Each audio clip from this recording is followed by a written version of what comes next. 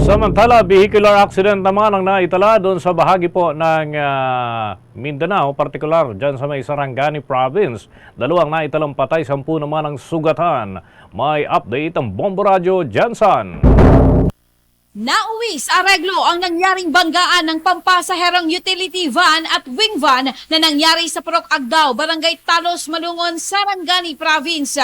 Noong nakarang araw, nakumitil ng 2 buhay at 10 ang sugatan. Ayon kay Police Lieutenant Jose Tabucon Jr., ang Deputy Chief ng Malungon Municipal Police Station, hindi interesado ang pamilya ng 2 biktima na nasawi para sampahan ng kaso ang driver ng wing van matapos silang magkasundo. Sa investigasyon na mabilis umano ang pagpapatakbo ng utility van at pagdating sa Barangay Talos ay nawalan umano ito ng preno at bumangga sa wing van na nakaparada lamang at mayroong early warning device. Ang wing van ay may karga ng mga soya feeds.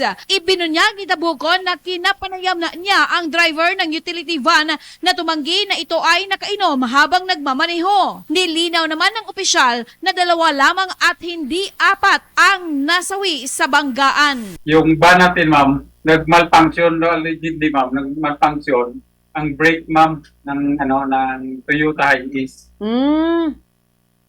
Kaya hindi na control yung steering.